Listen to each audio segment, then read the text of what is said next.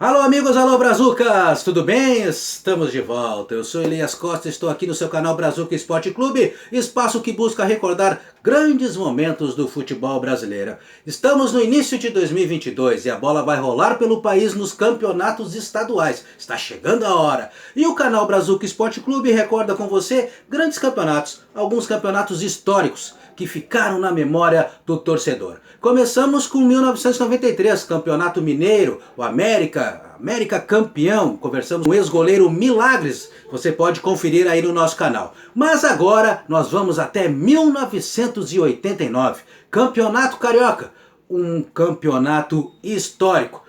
Foi um fim de um jejum, você lembra? É o que nós vamos recordar agora.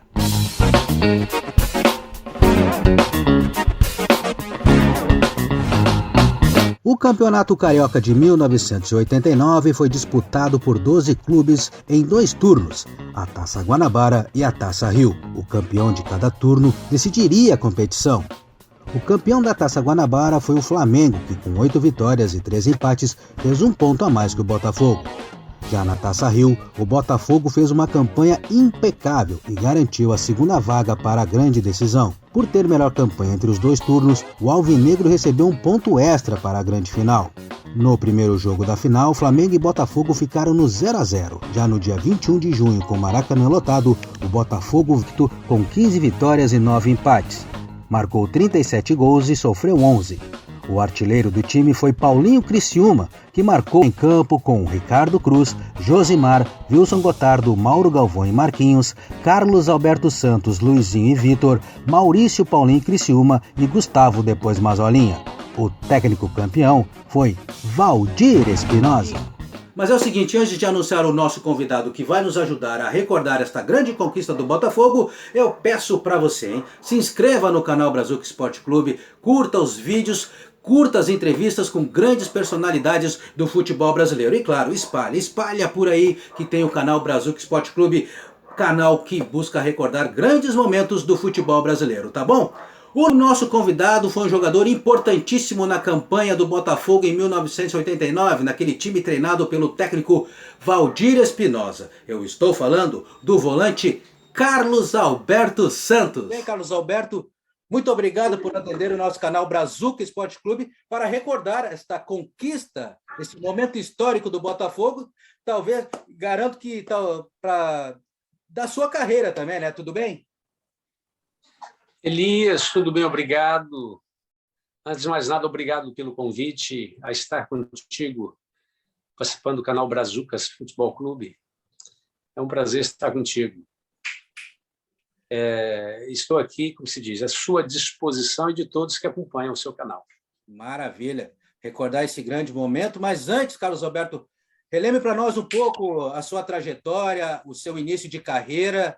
Você é de Goiás, né? Você é natural de Goiás, isso? Sou goiano do interior. Você quer que eu prove? Opa! Essa é uma brincadeira, né? Eu brincava, inclusive, nesse grupo do Botafogo durante 5 anos. Eu sempre tinha essas brincadeiras assim, né? De tentar provar a sua origem, né? Sim. Nós temos o hábito lá em Goiás de cumprimentar batendo forte no ombro. Acho que é mais ou menos como o pessoal gaúcho, né? Sim. Que eu aperto de mão forte. Isso. Geralmente eu falo, você quer que eu prove ou eu vou tirar a botina? Com muito orgulho, com muito prazer, goiano do interior geralmente é do pé rachado.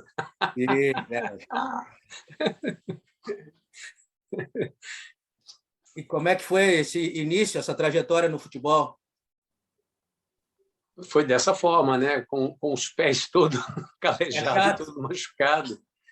As unhas, assim, todas deformadas, né? Algumas, todas não, mas eu tenho nos 2 pés, né? As unhas deformadas justamente por arrancar a unha assim, né? Jogando bola descalço quando criança, né? Não sei se você passou por isso. Também já passei. Então, você sabe do que eu estou dizendo.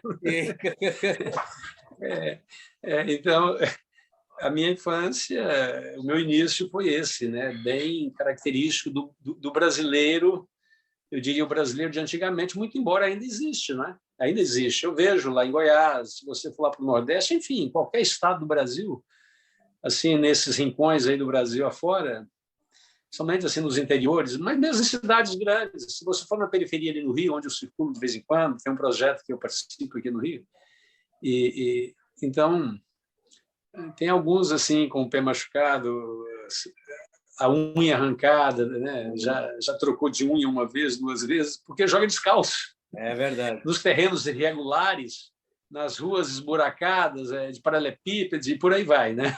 É verdade. Então, a magia do brasileiro vem daí, né? É verdade. Dessa dificuldade, né, de se superar. É. E você começou no Goiás, isso? Sim, o time profissional foi no Goiás. No profissional. Enfim, eu cheguei no Goiás com 17 para fazer teste, fui aprovado. No ano seguinte, eu já tive o privilégio de participar no profissional.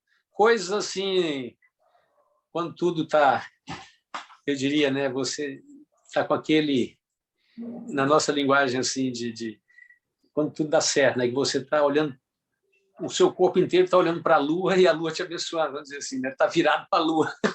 É verdade. Porque é coisas assim da vida, né? Claro. O Goiás era um time fabuloso, do qual eu sempre comento, eu sempre faço referências aos jogadores do Goiás, os profissionais da época, porque eu cheguei com 17 anos e, então, naquela época, o jogador ficava 8, 10 anos no clube, diferente de hoje. Sim. Então, aquele clube jogava por música, eles já se conheciam assim no olhar, entendeu? E então era uma escola no estado de Goiás. O time do Goiás era uma escola. Aquela época, veja bem, eu cheguei em 78, eu estou com 61 anos. Então, eu cheguei em 78, você nem sonhava em nascer, né? Nasci nesse ano. Nasci em 78, aí, a coincidência boa, bacana isso. Então, o time era muito bom, era um time que jogava por música, quer dizer, esse time do Goiás é um grupo que de 72 ficou até 81, até 80, olha bem. Eles tiveram um jogo com o Santos de Pelé, na Vila Belmiro, que o Santos estava ganhando de 3-0, terminou o primeiro tempo, terminou para o Santos, se não me engano, 3-0. Terminou o jogo no finalzinho 4-4. Então, o Santos terminou o primeiro tempo, foram para o vestiário, 3-0 para o Santos. Voltou, o Goiás fez 1, ficou 3-1. Depois o Santos fez 4-1, e o Goiás buscou empate. Acredite se quiser. Então, esse jogo é memorável, histórico. Eu acho que você, de repente, está aí uma dica. É possível encontrar algum desses jogadores ainda que está lá, eu sei que está. Possivelmente tem o Amauri, goleiro, que mora aqui no interior do Rio, eu tenho um contato dele.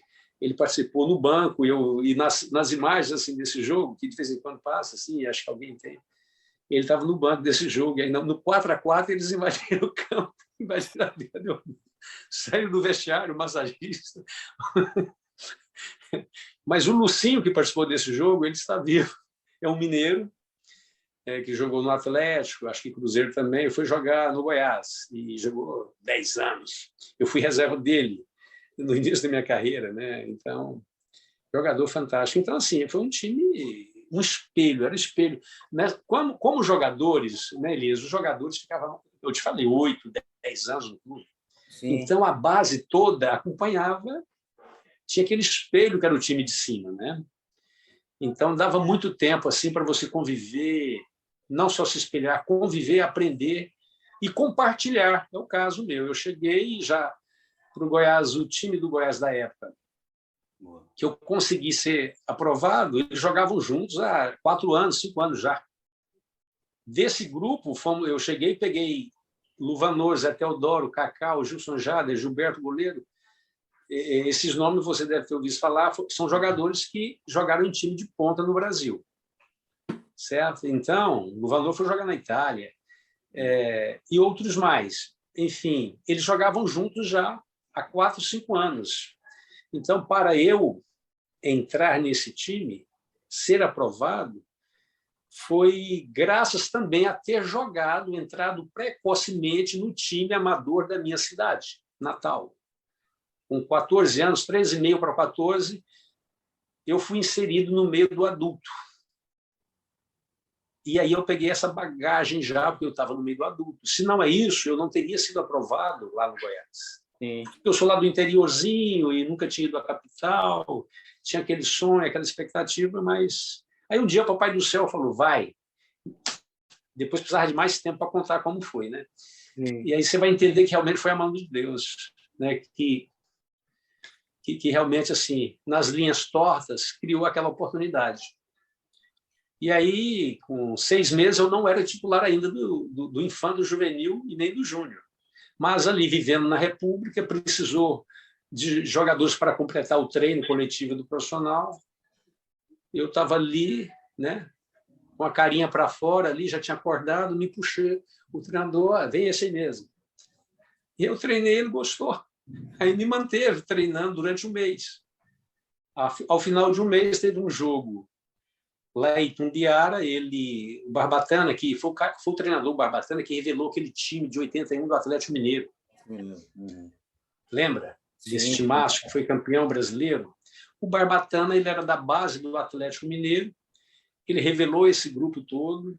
A partir daí, ele deu muita notoriedade, passou a treinar os melhores clubes assim dos estados mais periféricos, não é? Como Goiás, o Goiás de Goiânia, o Nacional de Manaus. Então, ele estava no Goiás e ele já tinha aquele olhar de revelador, né? Então, no que eu treinei para completar o treino, naquela época também jogava-se só o campeonato, não tinha tantas competições, o campeonato era o regional ainda, primeiro semestre, jogos só fim de semana, então a semana cheia. Tinha coletivo na quarta e na sexta.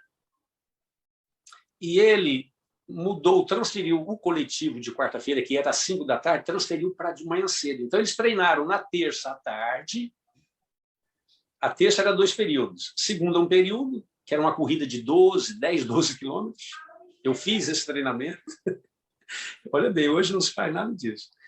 E na terça, terminou o treino, eu só soube disso depois. Eu já tinha tomado um cafezinho, pegado meu pãozinho com manteiga, um saquinho de leite, estava ali, estava tomando sol. De repente, o massagista veio na República. Passou por mim assim, bom dia, garoto. Aí, bom dia, senhor. Seu Bonsa. Tal. Aí ele voltou, foi lá no departamento médico, depois voltou lá no departamento profissional, lá do portão, lá de baixo, ele falou, ei, garoto, vem cá. Eu fui assim, falou, vem treinar no profissional. Eu falei, eu? É você mesmo, rapaz. Vai lá que o Zé Marinho, olha só os personagens, né? Tem que botar em livro. Aí, enfim, o treinador já sabia que os jogadores, né, eram um baita de um time, mas eles tinham o ritmo deles, né? Então ele sabia que eles estavam indo para a noite. Olha bem. E aí, o que ele fez? Ele transferiu o treino de tarde coletivo para de manhã cedo e determinou que até 8h30 trocava. 8 horas, 30 minutos e um segundo não trocava mais. Sim.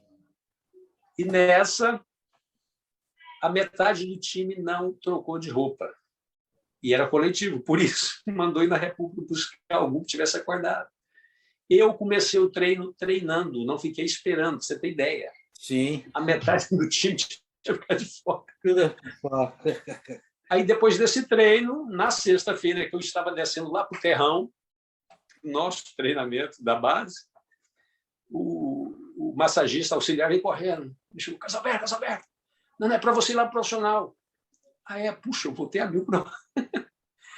E aí eu fiquei um mês todo treinando com o profissional, os coletivos. Assim, aí entrava 15, entrava 5, enfim.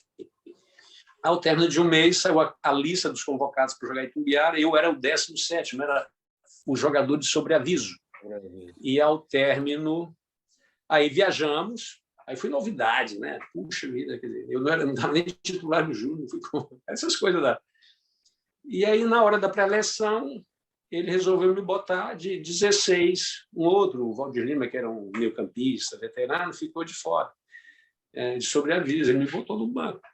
Aos 5 minutos, faltava 5 minutos para acabar o primeiro tempo, uma chuva daquelas torrenciais, a gente perdendo de 1-0. O 10 do Goiás, o Pastoril, um baita jogador, leve, na chuva era difícil para ele, mas ele leve e tal, ele tentou induzir ali e o time do Itumbiara batia muito. Antigamente não tinha tantas câmeras, né, Elias? O time batia muito. Então, ao término faltava aí 5 minutos para terminar o primeiro tempo, o Pastoril levou um carrinho assim, né, aquela tesoura voadeira, né? E ele saltou e tal, e ficou ali, deu aquele miguezinho para induzir o árbitro a provocar um cartão. E o Barbatana é o principal jogador que ele estava em rota de colisão. Como é que é, Pastoril? Levanta, tá perdendo o jogo. Aí o Pastoril fez um gesto assim com a mão e falou: sai! E falou: Carlos Alberto! Foi o Carlos Alberto, eu estava lá na virada do campo já, né, empolgado. Calma, garoto, volta aqui, deixa eu te orientar. Aquela empolgação, você imagina, né? Mas, enfim, terminou 1-0 no primeiro tempo. No segundo tempo, acho que com média de 15 minutos, o Marco Antônio, que era o atacante, empatou para o Goiás, e aí faltava 10, 12 por aí para acabar o jogo, viramos o jogo. E aí o Carlos Alberto teve a felicidade de fazer o gol da virada. Então aí mudou minha vida. Eu voltei, na sequência ele continuou me dando moral, mas eu já virei titular do Júnior. Já virei titular. Né? Então, assim, coisas, né, que acontecem, aquela ideia, né? Você tem que estar preparado. Se você te preparar, a sorte te ajuda, né? Verdade. Mas, enfim, acabei sendo longo aí, desculpa. Rapaz, você perguntou como é que foi no Goiás. Aí, é claro, a minha história no Goiás são 9 anos. Né? Naquela época não profissionalizava-se com menos de 20, tinha que fazer 20 anos. Então, eu continuei sempre entrando, né? Com todos os treinadores que passaram. Eu participei no profissional, mas como amador. Aí, somente quando completei 20 é que podia fazer contrato. E eu fiquei, assim, eu sou grato ao Goiás, mas eu fiquei muito tempo no Goiás. Porque já desde 81, eu sempre havia clubes assim interessados e que tentavam me contratar, mas o Goiás era um clube difícil de negociar. Em 81, o Botafogo me sondou, porque já teve um jogo no Maracanã que, aliás, já em 82, nós ganhamos no Maracanã pelo Brasileiro, né, de 2-0, eu fiz o primeiro gol. Eu era coringa, entendeu? Eu era um coringa. No Goiás eu só não joguei de lateral direito, back central pela direita e no gol. De quarto zagueiro, lateral esquerdo, tudo. Eu joguei. Porque eu não era volante. Aqui no Botafogo eu fiquei realmente assim, fixei como volante. Já no Goiás eu vim para o Botafogo e como primeiro volante. Mas antes, como eu era um meia e gostava de marcar, porque antigamente eu sou daquela época ainda que jogava com um volante, 2 meias, 3 atacantes, né? Eu sou dessa época, acredite se quiser. Então, e aí eu me tornei um coringa no Goiás. Jogava pela esquerda, pela direita, até como 9, assim. Todo mundo machucou, né? Deus me deu uma facilidade que eu sou eternamente grato a Deus, né? De assim, ter um bom deslocamento, não tinha dificuldade para correr, né? Eu tinha uma certa facilidade. Então, assim, eu me doava e aí até como nós eu já fiz esse papel. No Japão também eu cheguei a fazer e fui feliz até fazendo isso, essa função. Então, com isso, eu estava sempre dentro do bolo ali do profissional, porque eu fiquei uma peça, né, um coringa. Aí, com todo treinador que chegava, precisava de alguém lá pela esquerda, não tem ninguém, com o Carlos Alberto. E eu ia, né? Enfim, eu queria estar no bolo, e isso me ajudou, né? Mas aí, quando eu fixei mais no meio, principalmente, como meia, que aí chegou uma época de renovar contrato, o pessoal não valorizava muito a base. E a gente percebia que a base do time do Goiás, principalmente de 81 em diante, a base do time era a base. Uhum. Esses nomes que eu te falei e outros mais estavam ali. Você tem ideia do time que eu fui revelado? De 11 titulares, 9 se tornou campeão goiano em 81, jogando como titular, acredite se quiser. Aliás, 7. Dos 11, 9 assinou profissional e terminou 81 já, porque em 80 eu fiz os 20, né? Aí assinei profissional. Em 81 fomos campeões goianos, de 9 que subiram, 7 estava dentro do campo jogando como titular em 81. Você vê o nível do grupo do qual eu participei, né, da base, no Goiás. Então, de 82, principalmente em diante, sempre teve um time tentando me contratar. O Botafogo, no primeiro momento. A partir de 83, eu fiquei conversando seguidamente todos os anos com o Corinthians, às vezes com o Palmeiras, o Guarani, o Grêmio, né? O Cruzeiro, o Atlético Mineiro, e nunca saía. Não saía. Aí, em 83, o Vanlor foi vendido para a Itália, uma transação internacional. Aí, por exemplo, o Corinthians, então, que é o time que mais conversou comigo, Sim. todo ano eu sentava para conversar com o Corinthians, de 83 até 86. Mas não dava negócio, porque o Goiás pedia as mesmas cifras que vendeu no Vanlor. Quer dizer, ele queria me vender dentro do Brasil. Então, assim, repito que eu sou grato ao Goiás, mas eu demorei muito a sair. E você disse aí que havia muito interesses dos clubes, dos grandes clubes brasileiros, até que você chegou no Botafogo em 87, isso? Sim, mas antes eu fui para o Novo Horizontino. Novo Horizontino. Eu sou muito grato, né?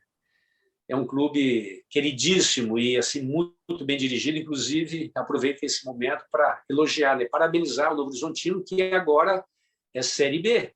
É verdade. Né? Subiu.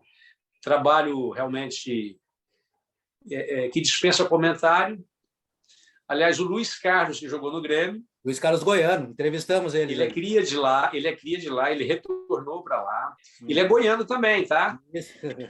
Ele é goiano, é gente muito boa. Sim. E muito significativa do Luiz Carlos Goiano, né? O Genilson e outros mais. Então, assim, é um trabalho muito sério, muito competente. Merece chegar onde chegaram e, queira Deus, eles continuem prosperando mais ainda, né? Sendo um exemplo aí para o futebol. Então, eu passei lá 5 meses, joguei o Campeonato Paulista. Quer dizer, o Novo Horizontino me comprou do Goiás.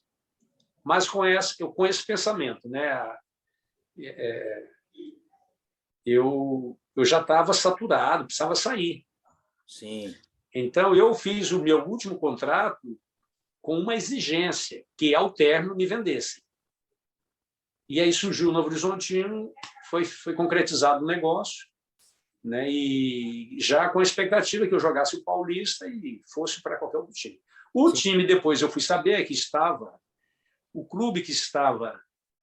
Agora a gente já vai entrar nessa parte aí do Botafogo. O clube ao qual eu não tinha ideia qual seria o clube, que eu iria para o Brasileiro. Ao término do campeonato, jogamos no domingo e o Dr. Jorge, no vestiário, falou: Carlos Alberto, amanhã vamos almoçar junto. Aí eu fui para o almoço com ele e ele falou: olha, se você quiser ir na sua casa e tal, volta quinta, sexta-feira para a gente ir para São Paulo para você se apresentar ao Palmeiras. Eu falei: opa, maravilha. Então, o clube é o Palmeiras? Sim.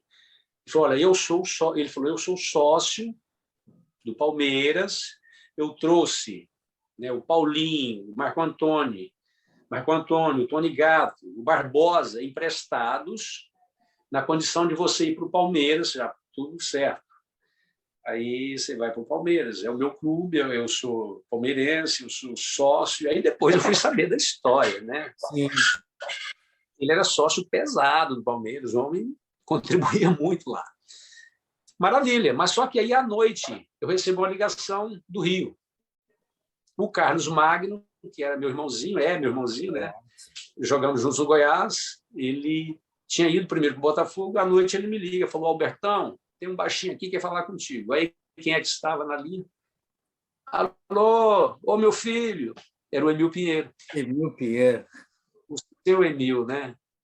Que Deus o tenha. Junto lá com o Espinosa, o Bias, o Jorge, do qual eu também mencionei aqui, são pessoas diferenciadas que contribuem muito com o futebol brasileiro, né? Com as famílias, então, é óbvio que dispensa comentário, mas com o futebol são pessoas que dão uma importância, que estão na história, né? A história positiva, a história de glórias do futebol brasileiro e diretamente dos clubes ao qual eles participaram. Estou aqui com o seu irmãozinho, ele falou que eu posso te contratar, eu já te conheço, de ver e tal, o pessoal falar, mas ele deu aqui o aval, eu quero que você venha fazer parte da família. Amém. Não sabia ele, olha só, Elias, não sabia ele que eu, aos 7 anos de idade, não, aos 9 anos de idade, em 70, quando o Brasil sagrou-se tricampeão, no México, eu, aos 9 anos, no grupo escolar, a minha sala, no primário, é a sala que tinha a bola. Entendeu? Então, que tinha bola no recreio, aquela coisa, era a sala mais fervorosa, eu diria, que o negócio bulia mais, tinha aquela ebulição da bola. Sim. E aí a gente, então, determinou que a nossa turma, a nossa sala, ia ser a sala que ia representar a seleção brasileira no desfile de 7 de setembro. Então, foi aquela loucura, tal, né? E eu, já empolgado com aquilo, né? A minha mãe foi e garantiu para a professora e para a diretora. Não, minha mãe costurava, né?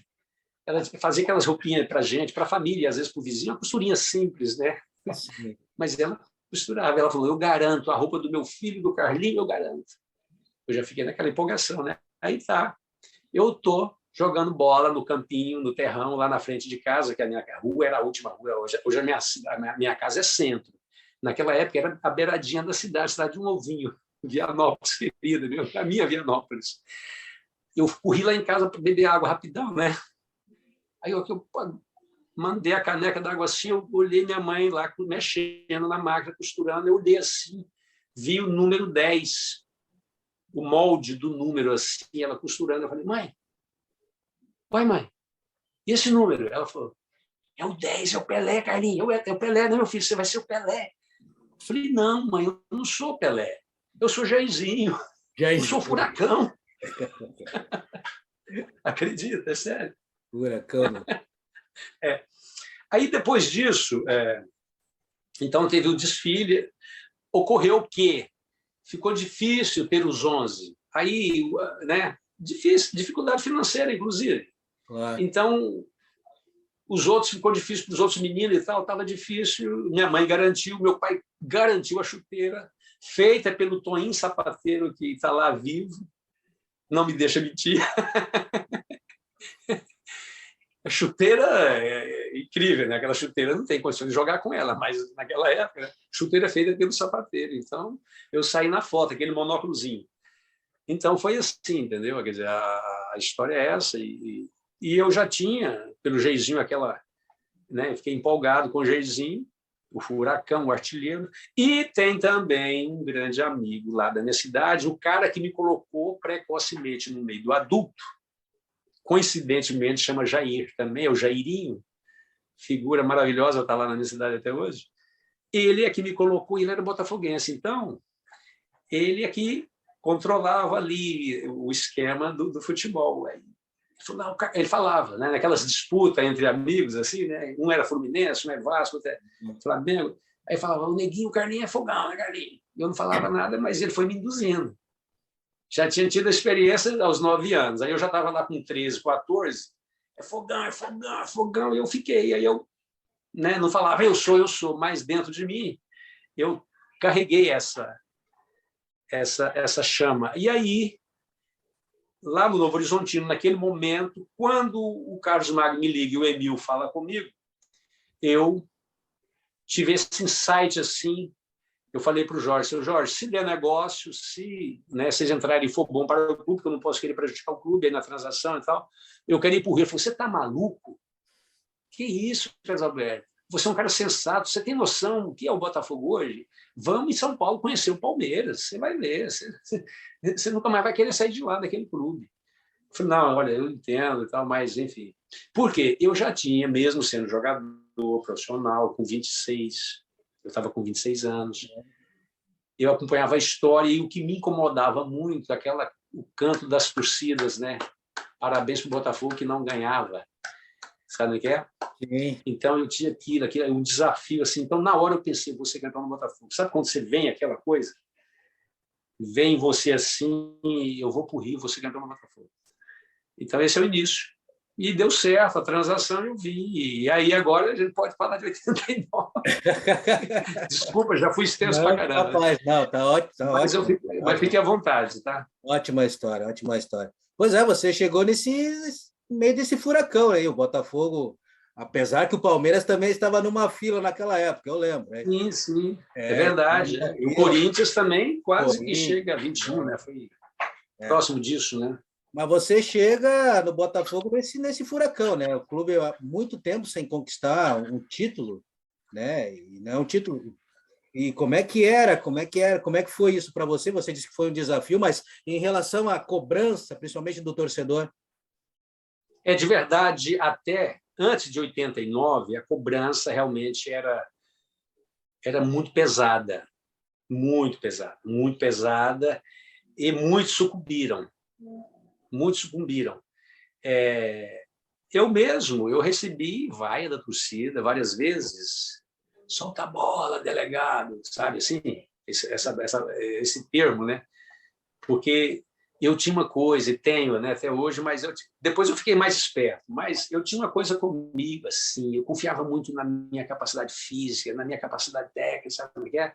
Eu confiava muito. Então, assim, quando eu não via o companheiro totalmente livre, eu assumia a responsabilidade. Deu para entender? E então, assim, no Botafogo também eu cheguei e estava jogando mais avançado. Depois é que eu fui fixar, em 89 é que eu fixei como primeiro volante. Então, eu estava como segundo, terceiro homem do meio. Então, eu estava no segundo volante, o meia. Eu estava jogando de 8, de 10, né? E às vezes até pelo lado, quando precisou. Mas foi mais assim, pelo meio mesmo. Então, eu tinha essa coisa comigo, quer dizer, eu olhava às vezes com a pressão, você sabe disso, o time quando está pressionado, às vezes todo mundo some, né? Esconde, não aparece, quer dizer, o jogo fica... E aí que eu segurava, ou era limitação minha de não achar rápido o companheiro, né? Ou, você entendeu? Então eu segurava, e às vezes ficava aquele jogo lento, mas eu não perdia a bola. Mas eu segurava, ia daqui, dali buscava, prendia, quer dizer, né? Tem aí a minha falha também, né? Mas, você vê, é simples. Você ali pelo meio, manda uma bola dividida lá no ataque. E normalmente ele manda e fala, como é que é? Vai, pô. Né? Eu nunca fui de abrir braço, eu nunca gostei disso. Eu sempre tive a minha maneira de agir, né? Sem abrir braço, eu não gosto disso. Né? E olha que eu saio com a boca seca do jogo, porque eu falo bastante atuando. Muito, às vezes até chato, mas quem está de fora não percebe, porque eu não gesticulo, eu não fico abrindo o braço para a torcida.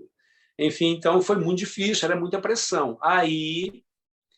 E era pressão tanto nos jogadores, né? Quem dominava mais essa pressão melhor era o Sr. Emil, que ele era né? Mas é claro, ele ficava com aquela ansiedade de acertar, arrumar, ter um time que desse certo, contratava muito. E então, 87, quando eu cheguei, foi assim, 88 também, muito embora a gente teve bons times, né, 87, 88, mas aí em 89 a diferença é que o Valdir Espinosa foi contratado. Isso fez toda a diferença. O Espinosa simplesmente, olha, é uma pena, eu acho, é claro, a gente aplaude, né? Tem que aplaudir todos os profissionais que estejam atuando em todos os clubes e principalmente na seleção brasileira. Sim. Mas em 90, eu acho que, né, o profissional que esteve lá foi, né, a gente tem que ter os seus méritos, né, agregou com o seu trabalho, poxa, mas aquele momento, se é o Espinosa, eu acho que o Brasil teria tido aí talvez um sucesso muito grande com a seleção brasileira. O Espinosa, ele vivia um momento único. Único. O Espinosa, olha, ele foi perfeito em tudo, principalmente quando ele abria a boca. Eu nunca tive, da minha carreira toda, tive sucesso em alguns clubes, vários lugares, foi o cara que mais assim acertou, sabe? É incrível.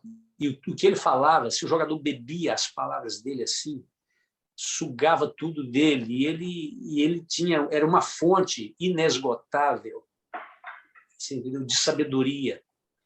Ele estava iluminado. Está entendendo?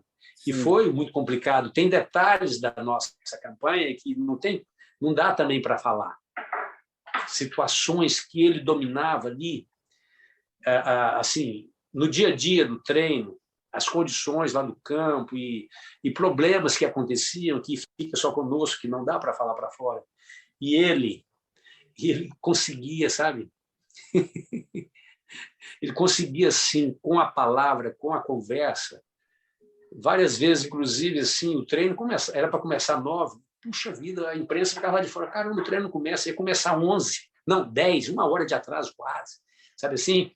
Era problemas internos que ninguém sabia. Ele estava ali conversando, fazendo hora. Fazendo hora, tá entendendo? Até o Carlos Alberto chegar, por exemplo. O Carlos Alberto está atrasado. Cadê o Carlos Alberto? Aí ele levava, quer dizer, ele sabia que o Carlos Alberto, de alguma forma, ia ser importante. Ele podia simplesmente falar, não quero mais o Carlos Alberto. Entendeu assim? Mas não, ele levava e daqui a pouco, cheguei, desculpa. Aí ele lavava ali, sabe? Dava aquela... Mas lavava de forma também que o cara ficava, não, esse cara acredita em mim, esse cara confia em mim. O grupo confia em mim. E ele fazia o grupo mostrar que confiava, entendeu? Ele me levantava, entendeu? Eu fiz uma merda lá fora, tá entendendo? Cheguei atrasado. Estou dando um exemplo, assim, Gui, tá entendendo? Então, o Spinoza, e tecnicamente, taticamente, né, leitura de adversário, sabe? A motivação que ele passava, né? Então, assim, aí o clube e o time todo ficou assim, muito confiante, muito, muito. Principalmente depois do 3-3 contra o Flamengo, né? Esse jogo foi o diferencial de águas. Ali nós vimos a nossa força. Empatamos um jogo, né? Que o Flamengo estava com a diferença, e no finalzinho, o último gol lá do Vitor, empatamos, e ali nós sentimos que podíamos ser campeões. Entendeu? Mas o Spinoza foi o diferencial, tá? E como é que o Spinoza armou esse time, para esse time da Liga e dar certo durante a competição? Então, olha só, é aquela história, né? Parece-me também que, da mesma forma que ele veio, o Emil já foi o primeiro presente que os deuses do futebol mandou. Eu quero levar a coisa para esse lado, eu levo para esse lado. Tem coisas assim que acontecem Então, assim, eu acho que o Spinoza já foi. O Emil foi o primeiro, né? Que ele, inspirado, em sonho, ele contava, pelo filho botafoguense, que morreu no acidente de helicóptero, que o filho falava, pai, salva o meu Botafogo. Em sonhos ele via o filho pedia. Aí lá vai o Emil pegar o Botafogo. Então, uma aspirina que entrava ali, tudo, o Emil, tudo. O departamento de futebol ficou entregue a ele. Entende? Então, foi isso. Aí a segunda, os jogadores já estavam, né? O grupo todo estava ali, praticamente, esse grupo. E o Spinoza falou, não, eu quero... Porque todo ano trocava bastante, né?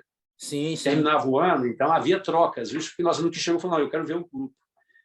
Eu quero ver o time. Aí...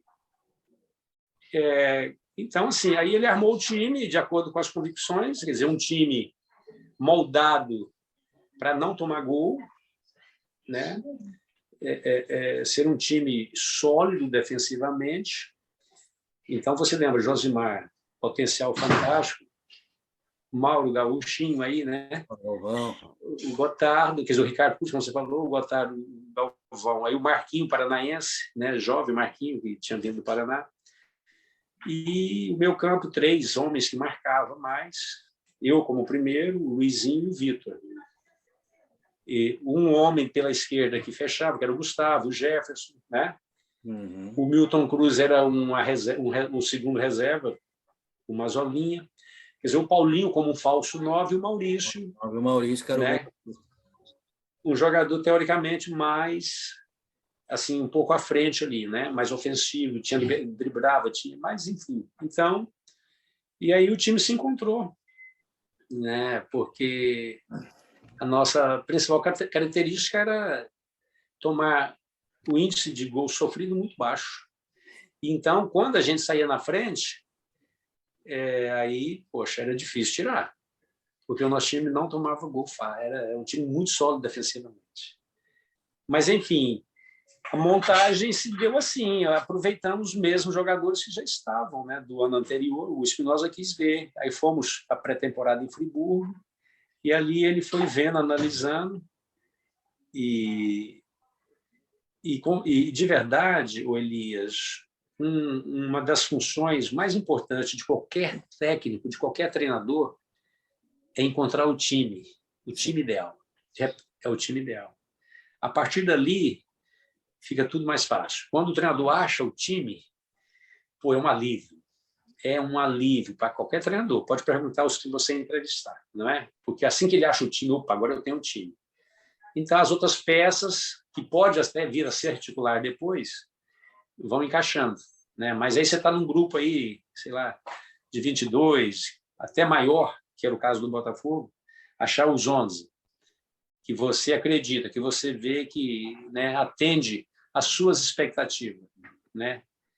E dentro, inclusive, da característica também do clube, né, que é importante, né? Às vezes eu posso ser um treinador que eu quero jogar assim, assim, assado, mas esqueço de olhar a característica do clube, né? Verdade, historicamente falando, né?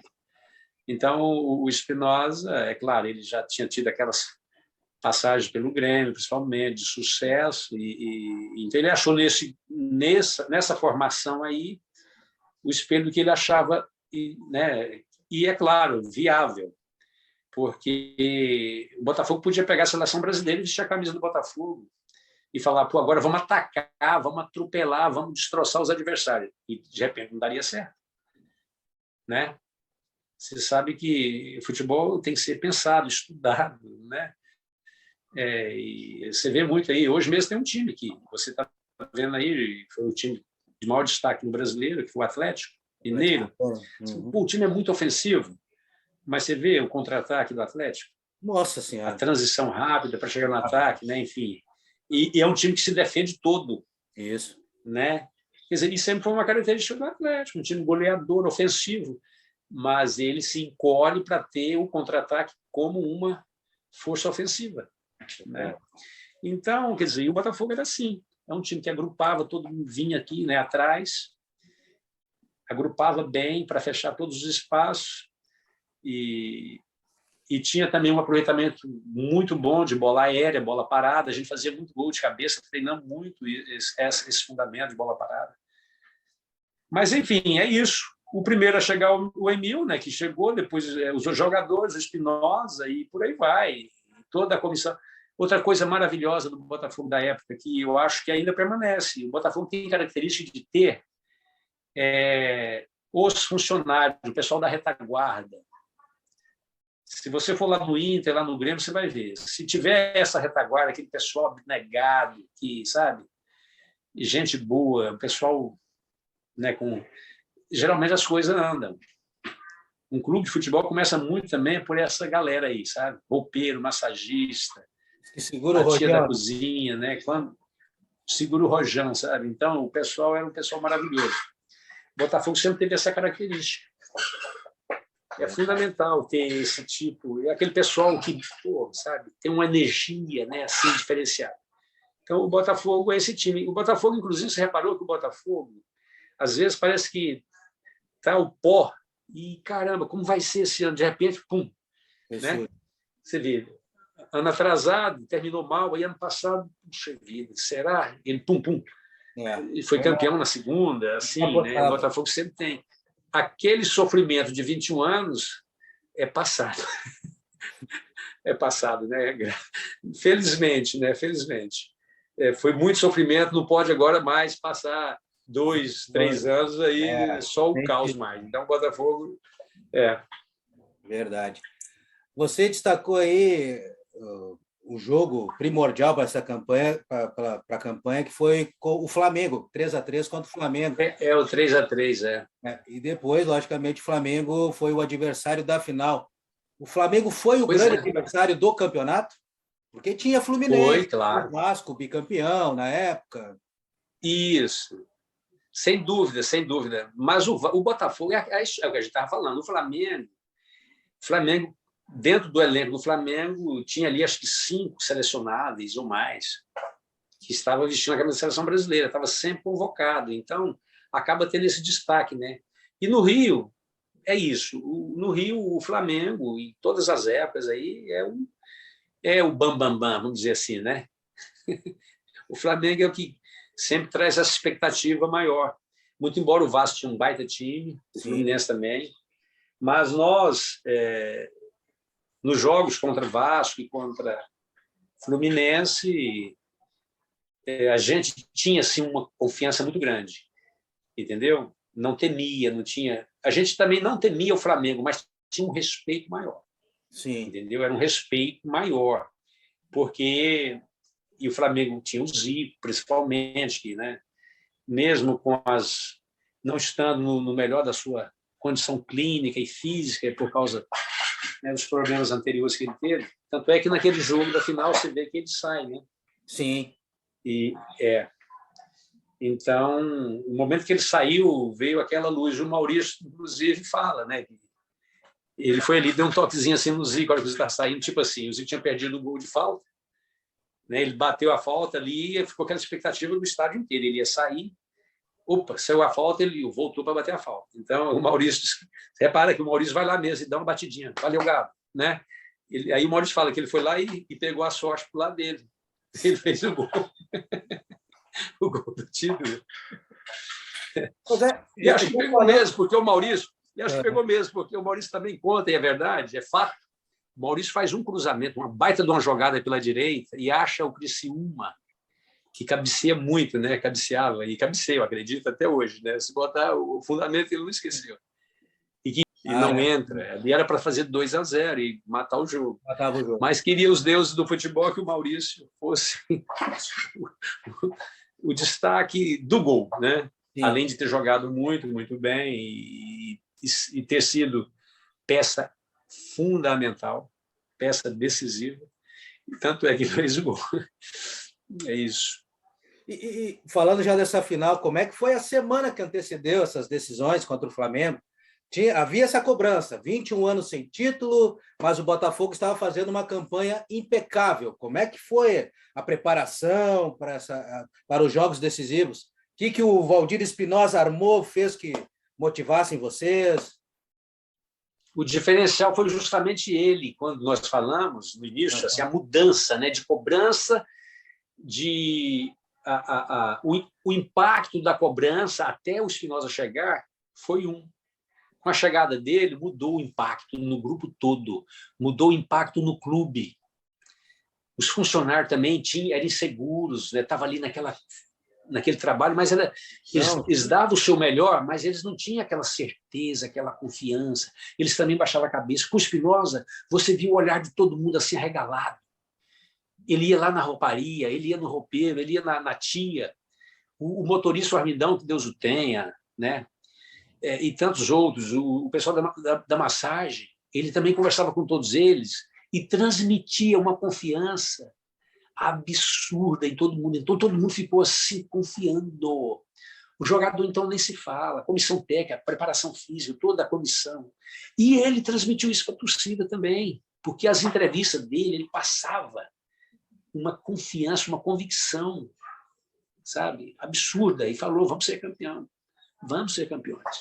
Então, o Espinosa estava iluminado e tudo que... Olha, as palavras fluíam com uma sabedoria, com uma convicção absurda.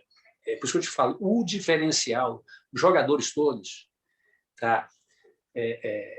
Cada um teve a sua competência, mas ele conseguiu isso, extrair de cada um o seu melhor.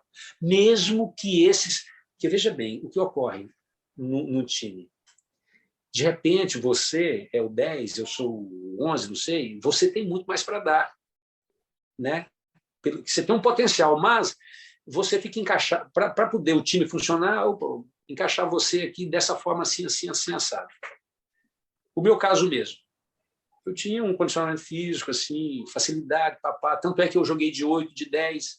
Com o Espinosa, eu fiquei ali contido, por trás, pum, pum, você entendeu? Então eu tinha ali uma energia extra. O Vitor fixo. Aí o Vitor queria ir para o lado direito. Vitor, fica aí. Aí o Luizinho queria... Luizinho, eu quero você aí desse lado. Cristina vem aqui. Maurício fica ali, na agulha. Gustavo fecha aqui. Sabe o que é? Então, quer dizer, é a sabedoria de mexer nas peças, né? Tá entendendo? Então, assim, às vezes o jogador tem um potencial assim que ele pode dar mais, mas o que precisa no momento é aquilo ali, tá bom. Não precisa, né? O cara fugir, querer... Fica ali, não, isso aí já deu, tá bom. Eu quero que você... Tá bom demais, sabe? Dá 60 aqui, tá bom, não precisa 100, né? Complementando uma peça, complementando a outra. Agora, aí você vai aperfeiçoar naquele movimento ali, naquela função tática, e naturalmente você vai estar mais inteiro, você vai ter um sucesso maior, vai ter um aproveitamento muito maior, não é? Então, assim, tanto com as peças dentro do campo, quanto também lá com a tia, com, sabe? Ele conseguia botar o dedo mágico em todo mundo. O Spinoza simplesmente foi perfeito. O grande diferencial, eu não canso de dizer isso. De fato, o Spinoza foi perfeito. Ele estava iluminado. Por isso que eu falo que a seleção brasileira perdeu muito em 90 não ter tido a presença dele, né? Repito, né? Nós aplaudimos o que foi conquistado, o que foi produzido, melhor dizendo, né? A conquista não foi o que a gente queria, mas o que foi produzido, os profissionais que estavam ali deram o seu melhor, né? Enfim, mas o Spinoza, eu penso que ele teria chance de ter conseguido assim, um êxito muito legal para a seleção, porque ele estava num momento diferenciado. Sim. Ele estava. E ele, inclusive, tem esse dom, entendeu? Naquele momento, o Brasil, inclusive, naquele momento, se você vê, alguns, não vamos falar de nome não, mas tinha alguns jogadores na época, hoje é mais fácil você conduzir o elenco. Hoje é uma responsabilidade maior, uma cobrança, assim, o jogador... Naquela época, tinha alguns medalhões que aprontava, e a imprensa passava a mão na cabeça, a direção do clube passava a mão na cabeça. Naquela época, você tem ideia, jogador de seleção brasileira disputava campeonato paralelo, campeonato de futebol, campeonato de condomínio. Por favor. Eu via dentro do condomínio jogador, seleção brasileira, jogando campeonato de condomínio. O clube sabia, a imprensa sabia. O futebol ali na praia, lá, disputando o campeonato. E estava tudo certo, cara. Aí o jogador ia para o jogo, às vezes lesionava e tal, ninguém falava nada. É a sobrecarga lá da areia. Então, assim, e o jogador tinha essas coisas no passado, né, dentro da própria seleção, que era difícil, assim, o treinador, e já teve vários casos, você sabe, de incompatibilidade, falta de tato, liderança e tato para conduzir certos jogadores dentro da seleção, né? A levar o atleta a ser mais profissional e ter uma conduta e tudo mais. Então, o Spinoza ele era o cara para isso tudo, a meu ver, sabe? Porque ele dominava mesmo o grupo. Podia ser o jogador mais controverso, que ele tinha o dom, entendeu? De, como se diz, amansar a fera, fazer a fera acalmar, enquadrar dentro do projeto que ele queria, entendeu? Ele estava muito, muito bem. Verdade. Falando já dos jogos, né, dentro de campo, foram jogos complicados, foram jogos de muita marcação, né? O Botafogo, o Flamengo, você disse aí que tinha grandes jogadores, mas o Botafogo enfrentou o Flamengo marcando forte e partindo para o contra-ataque. Mas, olha, você falou de marcação, então aquilo que eu te falei, o nosso time era um time que, defensivamente, ele era muito responsável e muito bem orientado pelo Spinoza. Sim. Mas, o Elias, quando você rever novamente esse jogo, tá? Quando você rever novamente esse jogo, procure ver novamente só para você ver um detalhe. Assim que inicia o jogo, a saída de bola é do Flamengo. Sim. O Flamengo iniciou. você vê nitidamente o Luizinho dá um pique direto em cima do Zico, o Zico já não receber a primeira bola. Você vê nitidamente isso, entendeu? Quer dizer, o Espinosa, ele falou, pessoal, olha, então, assim, eu estou pensando e tal, fazer uma marcação, pressão, homem a homem no Zico, Luizinho, é comigo mesmo, chefe. É comigo mesmo, deixa comigo. Você vê. E aí, na saída de bola, você vê o Luizinho dar um pique, pum, em cima do Zico, o Zico não recebe, quer dizer, para ele não receber já no teu primeiro contato na bola. Então, aquela marcação. Então, você vê a determinação nossa defensiva era tão grande, assim, tão confiante, que esse tipo de atitude aí do Luizinho já mostra, né? Como é que a gente agia. Então, é isso. É o que eu falei. O diferencial nosso era, defensivamente, estar muito bem estruturado. E, é claro, tinha o contra-ataque, e, como eu falei, nós também tivemos um aproveitamento muito alto de bolas paradas. Né? Foi muito bom o aproveitamento. Gols de bola de córner, né? Faltas ali pelo lado, cruzamento também. Então, a gente tinha, né, bons cabeceadores, era um aproveitamento que foi significativo. Né? Tivemos jogos decisivos com bola, assim, por exemplo, o jogo lá em Volta Redonda, que eu me lembro até, né, eu tive essa felicidade de fazer o gol no apagar das luzes ali, né? O último, praticamente, bola aérea. Então, eu tinha uma participação ali no primeiro pau, né? O Paulinho cabeceava, Gotardo, Galvão, né? Então, no mínimo, tinha 4 homens assim com bom aproveitamento, né? Na área, o Milton Cruz jogando também, era um jogador de aproveitamento bom. E como é que, passando tanto tempo, como é que é para você fazer parte dessa história? Posso dizer assim, do seu clube de infância?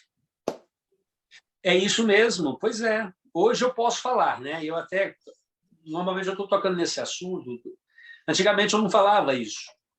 Enquanto eu jogava, ninguém sabia dessa história. Eu nunca mencionei. Acho meio piegas, né? Assim, aquela coisa, você está no clube e fala, eu sou torcedor do clube. Não. Não. Agora, o Luizinho, de fato, era torcedor de arquibancada. E todo mundo sabia na época que ele era torcedor, né? Era querido até pela torcida, porque ele foi torcedor de arquibancada com o pai. Você sabia disso? Sim, queria do Botafogo. Você já sabe, você acompanha, você sabe. Então, mas depois que eu parei de jogar, aí eu passei a manifestar, né? Falar sobre isso. Porque, assim, foi justamente ter o coração botafoguense que me levou a trocar o Palmeiras pelo Botafogo, com o desafio de ser campeão. Então, tanto olha bem, se você observar o final do jogo, você não me vê em nenhuma imagem comemorando. Foi aquela loucura, aquela comemoração. Você não me vê. Você me vê entrando no túnel. Assim que acaba, eu vou para o túnel. E, coincidentemente, né, vou até pegar aqui para te mostrar, com a bola. Entendeu? A bola, o árbitro, o Walter Senra, ele finaliza a bola, teve um tiro de meta do Flamengo, lá a bola veio, botaram o Galvão, se não me engano, devolveu, o Aldair devolveu de lá para cá, a bola veio na minha direção e ele estava querendo terminar o jogo, querendo a bola, mas a bola não ia nele, ele e falou, Carlos Alberto, né, para pedir a bola para mim. Eu peguei a bola assim, simplesmente não escutei mais nada que ele estava falando. Falei, vou levar a bola para mim, pô. Está aqui. Olha aí. Está aqui, ó. Acredite se quiser. Essa é a bola de 89. Poxa, é um troféu. Que loucura. E aqui está escrito em azul meu nome. Talvez não dê para ver aqui. Ó. É uma em caneta azul aqui, escrito pelo Armindão, o motorista do ônibus, saudoso Armindo, que já está com Deus, já foi embora. E ele escreveu Carlos Alberto ali para não fazer mistura, né, com as outras bolas que chegassem ali. Sensacional. Então, bela lembrança. Então, tá aqui a bola. Então, assim, Eu estava assim, eu tinha uma convicção grande de ser campeão, né? Eu comentei no ônibus com o Paulinho e com o Mauro, com o Galvão. A gente ali, o Criciúma, a gente, né? Eu falei, olha, depois do primeiro jogo, do empate, né? O primeiro jogo empate, então eu estava ali, tinha aquela convicção, uma confiança grande, e aí indo para o jogo, eu falei assim, o título é nosso. Se não for hoje, é claro, né? Porque nós não vamos perder nunca para o Flamengo. Isso eu não tenho dúvida. Porque tinha jogado o primeiro jogo e a gente mapeou, travou o Flamengo, né? E o Flamengo não andou no primeiro jogo. No jogo do título, no segundo, o Flamengo ainda teve ali. Chegou a finalizar, teve lance de perigo. Lembra? Sim. Mas no primeiro jogo já não aconteceu. Né? Nós travamos muito bem o Flamengo. Foi aquele jogo truncado, difícil, não teve chance. E a gente estudando, tentando achar a jogada, mas eles não criavam. Nesse segundo jogo, eles já vieram mais estruturados também, estudou mais, tal, teve ali umas situações. Mas, enfim, indo para o Maracanã, no ônibus, nós três ali conversando, tal, eu falei, olha, comentei não sei se eles se lembram e tal, né? Mas eu comentei que eu tinha uma convicção muito grande de ser campeão. Podia ser naquele dia, mas se não fosse, e seria no mínimo 3 resultados empate. Então, assim, eu estava muito absoluto, muito confiante, mas com o pé no chão. Então, assim, eu nem comemorei, pra você ter ideia. Eu peguei a bola e fui para o vestiário. Aquela loucura e tal. Eu estava assim, muito convicto, muito absoluto. E, se não acontece, eu também não ia ficar decepcionado. Eu sou assim, entendeu? Eu sou meio... da minha natureza, então. Muito embora eu comemorei pra caramba, muitos títulos, assim, alguns. E eu estava... eu fui para o vestiário, fiquei lá alongando, depois entrei no chuveiro. Estava absoluto. Que coisa, hein? E todo mundo eufórico. Pois é. Enlouquecido. Você vai falar, pô, esse cara é maluco, é o quê? Eu, inclusive, também, nas épocas das críticas, como eu falei, que tinha aquelas cobranças, eu nunca...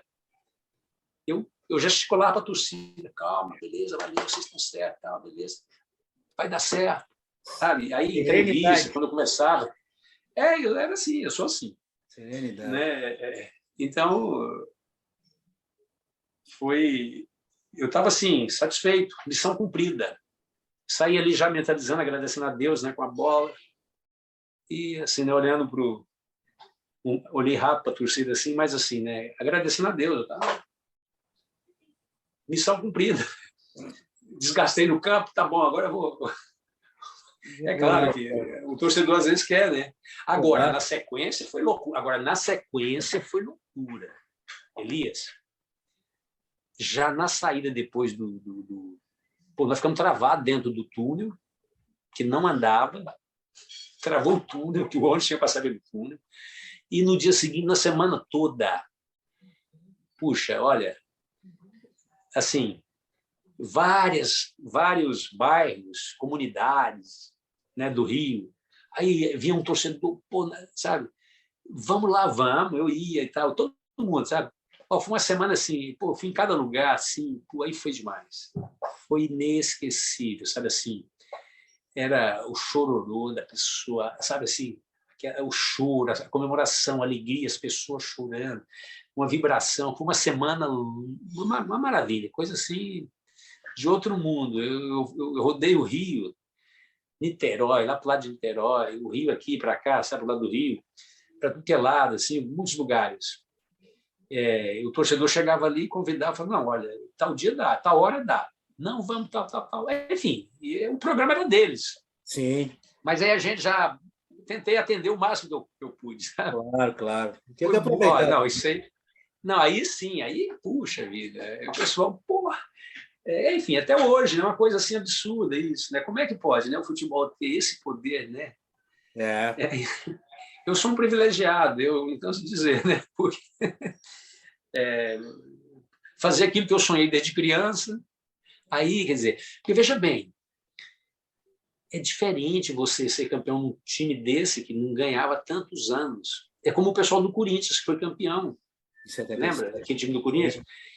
Quer dizer, ficar tantos anos, aí o impacto é muito grande, porque e é um time grande, um time histórico, lendário, como o Botafogo, né?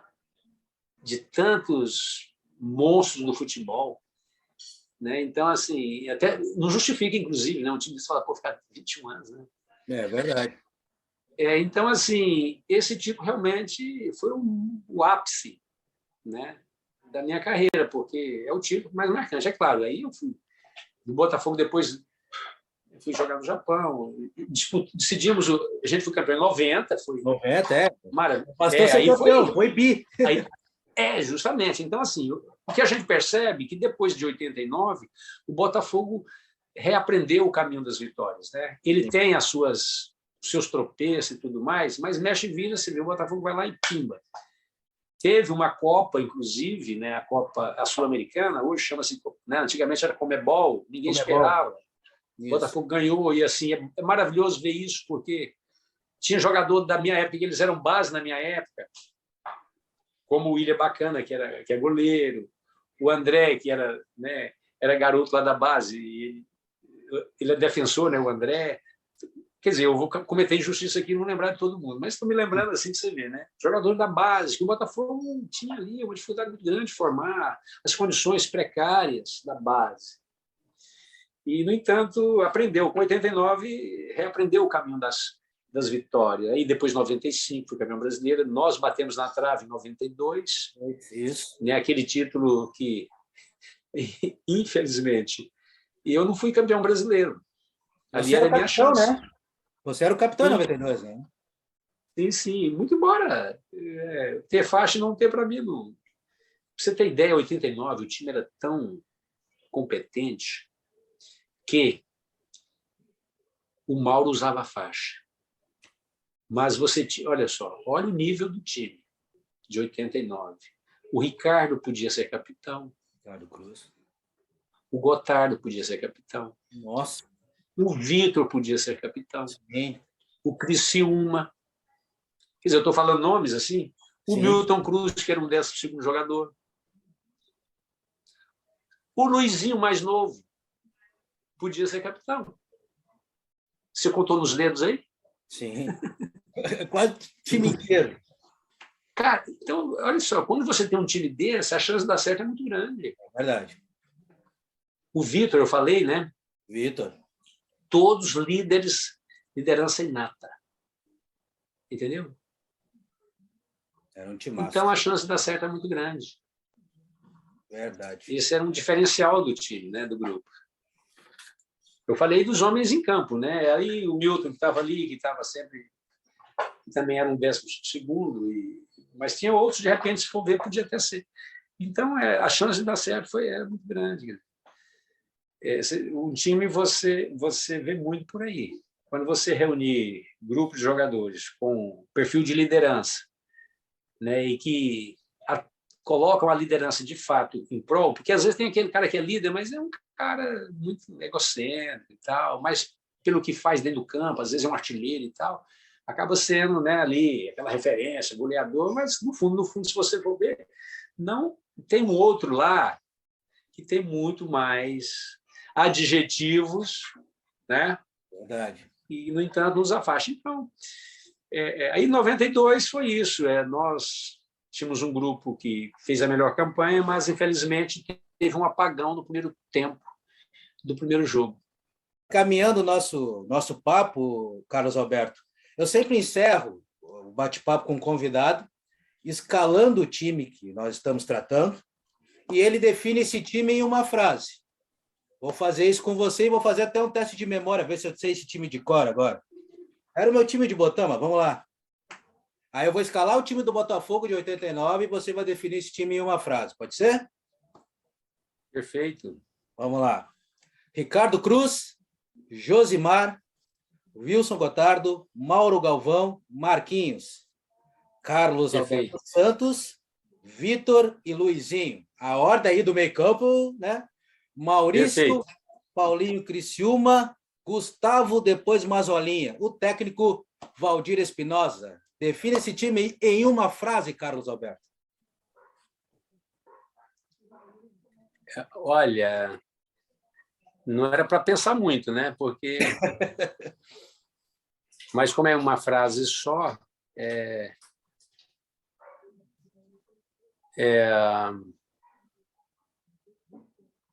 eu acho em duas palavras: impecável. O Botafogo foi impecável e iluminado. Boa. Impecável e iluminado. Boa definição. Boa, maravilha. Porque o time foi impecável, né? Dentro daquela época, né? Dentro daquele contexto, que inclusive você analisa, né? É bacana o futebol, né? O futebol realmente a dimensão do futebol é muito grande. É ilimitada a dimensão. Você vê um jogo, aí você vê de novo depois, né? Você já vê tantas coisas assim, você analisa, vê tantas possibilidades, não é? Mas, assim, por exemplo, que às vezes as pessoas podem comparar assim, falar, poxa, naquela época podia voltar a bola para o goleiro pegar com a mão, né? Sim. Quer dizer, mas você podia jogar com essa realidade também, né? Não é verdade? Significa que fica mais lento, fica difícil para o adversário. Quer dizer, pode fazer uma cera, mas tinha limite, né? Da bola voltar, o arco ficava ali em cima. Então, assim, isso pode causar no adversário ali trancar, travar, diminuir a possibilidade da bola rolar e o adversário ter ali a sua contundência no ataque, ter mais chance. Os caras voltam a bola para o goleiro, tá. Todo time podia fazer, né? Então, se você vê assim o contexto do jogo e não tiver o olhar, né, assim, de enxergar assim as nuances, assim, as possibilidades dentro daquele contexto, e for comparar com hoje, que, né, o goleiro, você não pode devolver o goleiro pegar com a mão, né? Eu acho que hoje tem que evoluir, é uma evolução boa, né?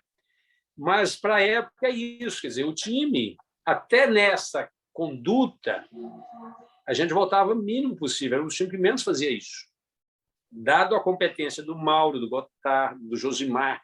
Josimar saía driblando lá de trás, né?